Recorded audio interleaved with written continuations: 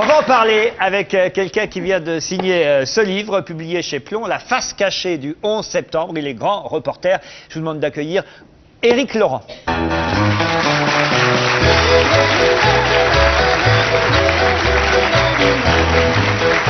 Bonsoir, bienvenue. C'était La guerre des bouches.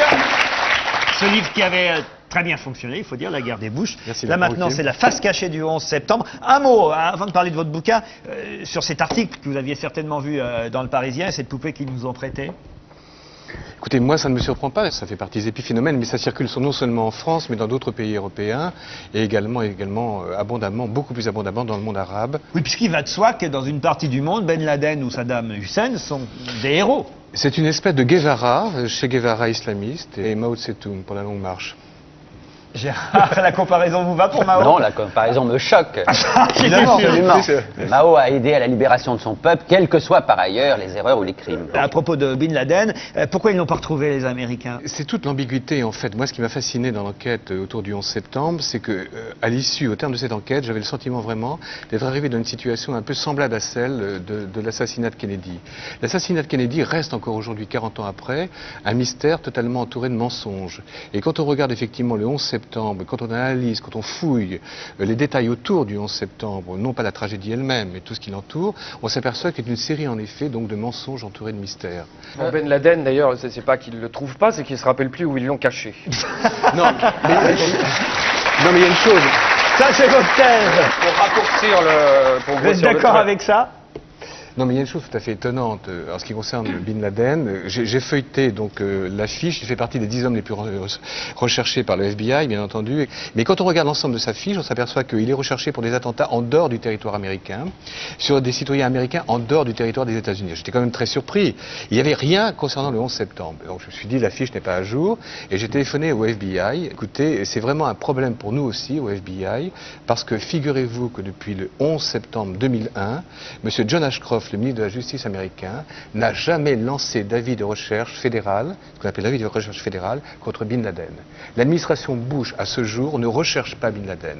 Annie Lemoine, vous avez lu La face cachée du 11 septembre. Ça se lit comme un polar, c'est étayé par des faits et ça donne froid dans le dos. Pendant toute la lecture de votre livre, moi j'ai pensé aux victimes, j'ai pensé à ceux qu'on voyait agiter des serviettes blanches en haut des tours, à cette femme qui laissait des messages. Bref, ce sont plus des victimes à vous lire, ce sont des sacrifiés. Parce que vous posez des questions, j'ai trois exemples très vite fait. Pourquoi est-ce qu'il y a des gens qui ont pris un tel bénéfice sur les actions des compagnies aériennes à la veille de l'attentat? Oui, il y a eu un délit d'initié. Voilà, pourquoi il n'y a plus les vidéos de l'embarquement des pirates de l'air? Pourquoi les avions de chasse américains qui pouvaient intercepter les avions qui se crachaient sur les tours ne l'ont-ils pas fait? Ils en avaient les moyens apparemment techniques. Bon. Alors vous ressortez de la lecture de ce livre avec une seule question, c'est pourquoi les Américains ont laissé faire le 11 septembre? La vraie question, en effet, c'est pourquoi y a-t-il en effet ce nombre de mystères autour du 11 septembre. D'abord, tout commence en effet, vous avez raison, avec ce délit d'initié énorme. C'est-à-dire que dans les jours qui précèdent donc les attentats, il y a en effet des spéculations. Donc à la baisse, on achète massivement des actions, mais des deux compagnies aériennes dont les avions vont être détournés, c'est-à-dire United Airlines et American Airlines. Pas d'autres compagnies, rien du tout. Et les profits réalisés vont être gigantesques. Et en enquêtant, j'ai découvert que, c'est ça aussi le plus troublant, qu'une partie en effet donc de ces opérations était effectuée par une banque américaine, qui est une banque d'affaires extrêmement importante. Et figurez-vous, savez-vous qui est maintenant, effectivement, ou qui était plutôt le directeur de cette banque? Eh bien, il est devenu, juste avant le 11 septembre, le numéro 3 de la CIA. Et il était au sein de la CIA chargé justement de la surveillance des marchés. La CIA a la possibilité de surveiller en direct les marchés financiers, c'est-à-dire tous les mouvements suspects, anormaux, comme ceux qui étaient intervenus justement sur ces compagnies aériennes. Et cet homme qui s'appelle Budsy Krongard, qui est toujours en poste, etc., et qui a un poste très élevé, bien sûr, et un homme qui n'a rien vu, rien compris, rien entendu. Et il y a aussi, effectivement, vous avez raison, l'identité des pirates de l'air. Car aujourd'hui, le rapport officiel de la commission d'enquête le 11 septembre, j'ai posé la question au vice-président. Je suis allé à Washington, je lui ai dit, écoutez, êtes-vous sûr à 100% aujourd'hui de l'identité des pirates de l'air? Et M. Lee Hamilton, le vice-président, m'a dit, oui, nous sommes sûrs. C'était la dernière séance publique. C'était le 17 juin. Il me dit, nous sommes sûrs à 100% de l'identité. Et c'est faux.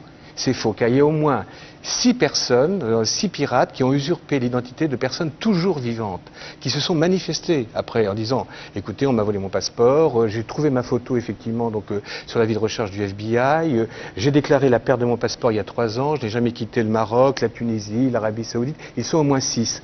Et alors, chose plus troublante encore, j'ai découvert que certains, je veux dire, des pirates de l'air, enfin certaines personnes portant les noms des pirates de l'air, notamment un Mohamed Atta, le fameux chef du groupe, a travaillé et a été entraîné dans des bases militaires américaines au même moment. Et donc, il aurait été quand même très simple là aussi de dissiper l'ambiguïté et de dire, écoutez, voilà, donc effectivement, ils portent le même nom, mais ça n'est pas la même personne. Moi, il y a quand même quelque chose qui m'a aussi complètement troublé. Je veux dire, j'ai découvert que, par exemple, on a arrêté les Pakistanais et le FBI ont réussi à arrêter un des adjoints de Bin Laden. Bon. Et cet homme qui s'appelle Zubaydah donc, a été interrogé par les Américains, des forces spéciales et de la CIA sur la base militaire de Bagram, donc en Afghanistan.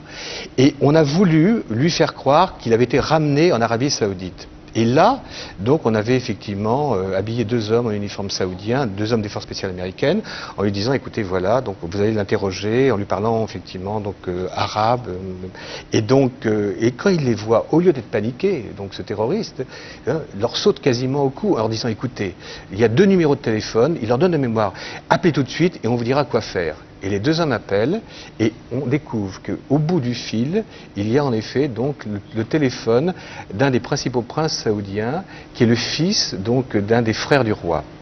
Et alors, grand trouble évidemment de la part des Américains.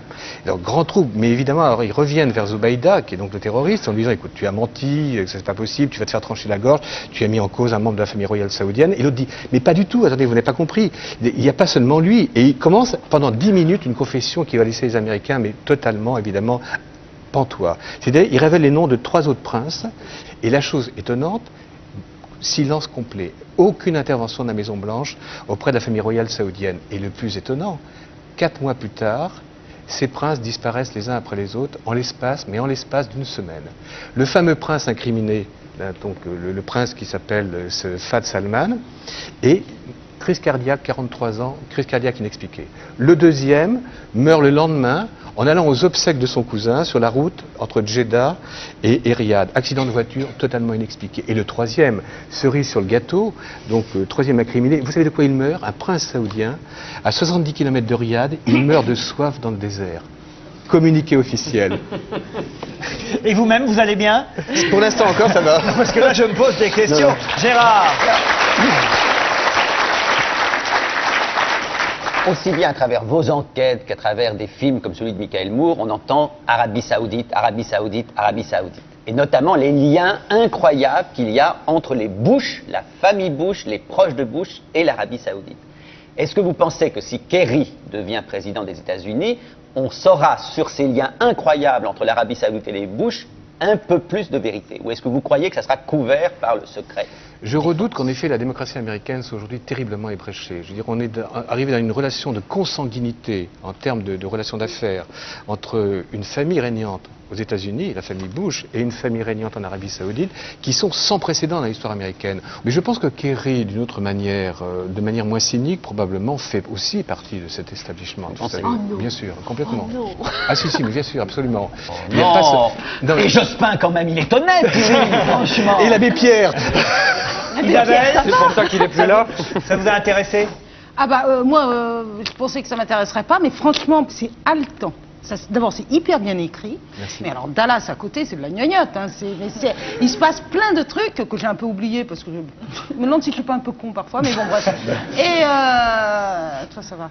Et donc, et puis surtout que les cassettes vidéo des apparitions de Ben Laden ont été trafiquées aussi. Elles sont pas dans leur intégrité. Oui, j'ai découvert en effet que les cassettes vidéo avaient été la première, enfin celle qui était censée prouver justement la responsabilité directe de Bin Laden dans les attentats, a été, on le sait aujourd'hui, manipulée par les Américains. Christophe, pour conclure. Moi, je l'ai lu, ce bouquin, c'est qu'on devrait donner aux écoles maternelles, aux écoles primaires et un peu partout.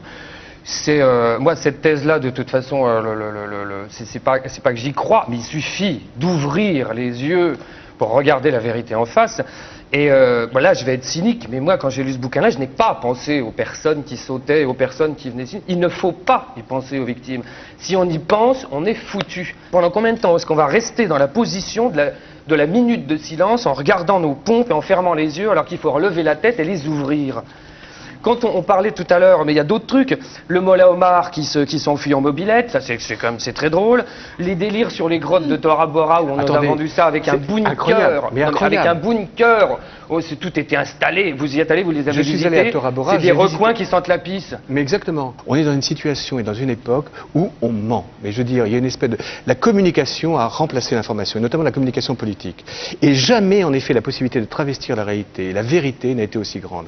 Et ça, c'est quand même extrêmement choquant. Ce sera le mot de la fin, c'est signé Éric Laurent, La face cachée du 11 septembre, c'est chez Plomb. Merci. Merci Laurent. Merci.